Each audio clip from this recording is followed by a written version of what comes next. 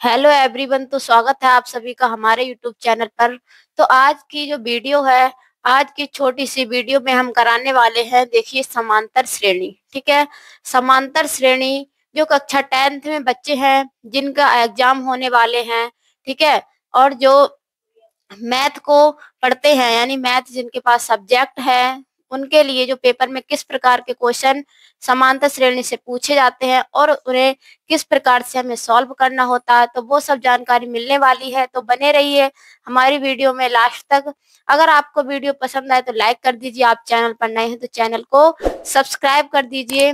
जैसे कि हमने समांतर श्रेणी की एक और वीडियो डाल दी है, वो भी आप देख सकते हैं, यानी किस प्रकार से हमें समांतर श्रेणी की जो जो क्वेश्चंस हैं वो सॉल्व करने होते हैं। तो देखिए आज का पहला क्वेश्चन क्या है, आपको देखने को मिलता है। जैसे आपको यहाँ पर आपके लिए पेपर में जो है विकल्प पर आधारित भी क्वेश्चन मिलेंगे, विकल्प पर आधारित भी क्वेश्चन मिलेंगे। तो उनको क्या है, हमें कैसे सॉल्व करना है, वो तो क्या है, आपको टिक ही लगाने हैं, ठीक है, लेकिन उन्हें सॉल्व कैसे करते हैं वो तरीका आपको पता होना चाहिए। जैसे कि यहाँ पर क्वेश्चन दिया हुआ है कि समांतर श्रेणी, ठीक है, समांतर श्रेणी आपकी दी हुई है 3 2, ठीक है, 3 2 -1 -3 डॉट डॉट डॉट के लिए सार्वंतर होगा। इसमें क्या पूछा है, 3 1 -1 -3 जो समांतर श्रेणी है हमारी, उसके लिए क्या पूछा, सार्वंतर इसका क्या होगा, यानी डी की वैल्यू जो है वो क्या होगी। तो ये तो क्या है, हमारा विकल्प है, यानी कि इसका बताइए 1 होगा, 2 होगा, -2 होगा या 3 होगा। ठीक है, ऐसे अगर आपको विकल्प पर आधारित क्वेश्चन पूछ लिए जाते हैं तो आपको क्या है, सार्वंतर निकालने के लिए मैंने सार्वंतर कैसे निकालते हैं वो भी, इसकी भी वीडियो एक बना दी है, वो भी आप देख सकते हैं। तो सार्वंतर के लिए क्या करते हैं, जब ये हमारा 3 क्या है, पहला पद, ठीक है, यहाँ पर पहला पद क्या है, पहला पद देखिए तो क्या है हमारा 3 है, ठीक है। द्वितीय पद क्या है, द्वितीय पद क्या है, यानी दूसरा पद कौन सा है इसमें, ये तो आप सब जान रहे हैं कि दूसरा पद पहले नंबर पे पहला पद, दूसरे नंबर पर दूसरा पद कौन सा, 1 है, ठीक है। तो हम जब सार्वंतर निकालते हैं, सार्वंतर ये हम, यानी कि पहला पद A1 मान लीजिए और दूसरा पद क्या है, A2 मान लीजिए, ठीक है।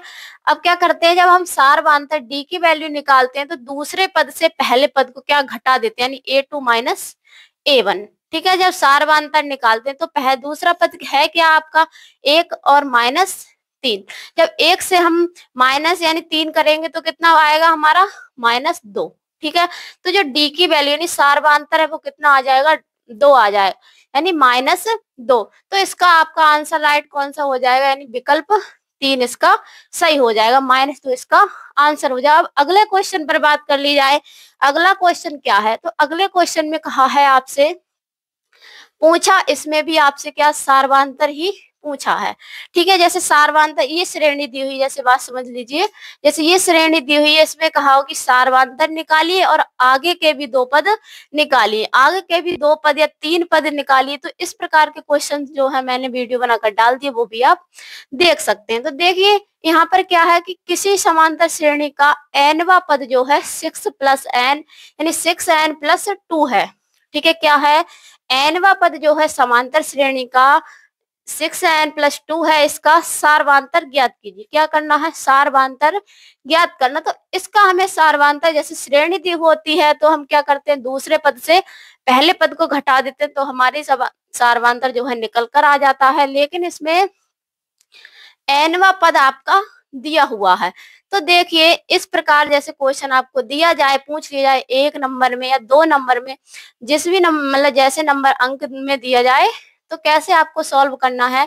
तो देखिए सबसे पहले आपको क्वेश्चन दिया हुआ है, लिखना है हल, ठीक है, हल आपको लिखना है।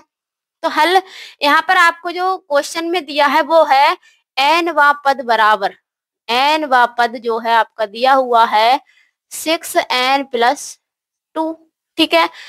nवा पद बराबर कितना, 6n + 2। अब देखिए यहाँ पर क्या करते हैं, n बराबर 1 2 3 रखने पर क्या कर लेंगे, n बराबर, n की वैल्यू हम क्या मान लें, 1 मान लें, 2 मान लें और 3 रखने पर, ठीक है, तो देखिए क्या निकल कर आ जाएगा जब हम 6 गुणा यानी इस वाले पद में क्या है n की वैल्यू को इनपुट करेंगे, ठीक है।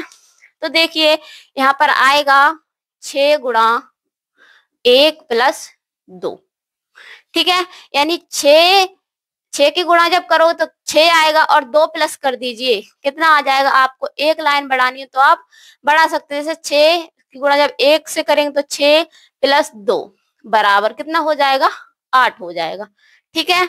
अब क्या है, जब हम n की वैल्यू क्या है 2 रखेंगे, 6 गुणा 2 प्लस 2 यानी 6 दूनी 12, 12 और 2 कितना हो गया 14, ठीक है, 12 और 2 14। अब क्या है n की जगह 3 रखने पर 6 गुणा 3 प्लस 2, तो 6 तिया कितना हो गया 18, ठीक है, 6 तिया कितना हो गया 18 और 2 कितना हो जाएगा 18 और 2 20, ठीक है।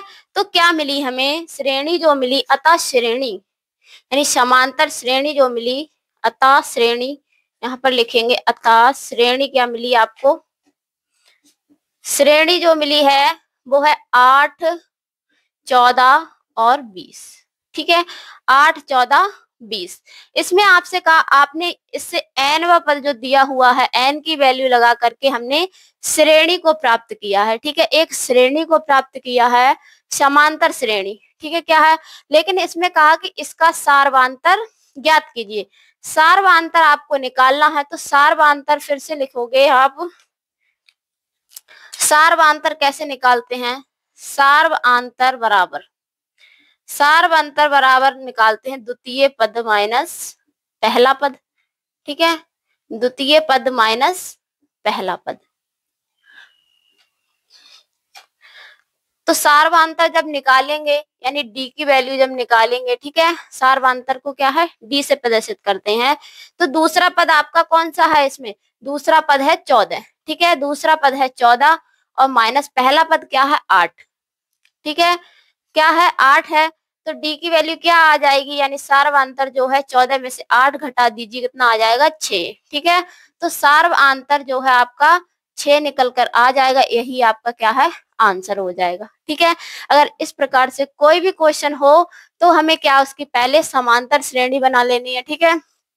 n व पद क्या है, n की वैल्यू 1, 2, 3 रखने पर पहले क्या है समांतर श्रेणी निकाल लेनी है, ठीक है, समांतर श्रेणी हम इस प्रकार से बना लेते हैं। सार्वांतर को कुछ नहीं करना है, बस दूसरे पद से हमें क्या है पहले पद को घटा देना है, दूसरे पद को क्या है, दूसरे पद में से पहला पद घटा देना है, हमें क्या है सार्वांतर निकल करके आ जाता है, ठीक है।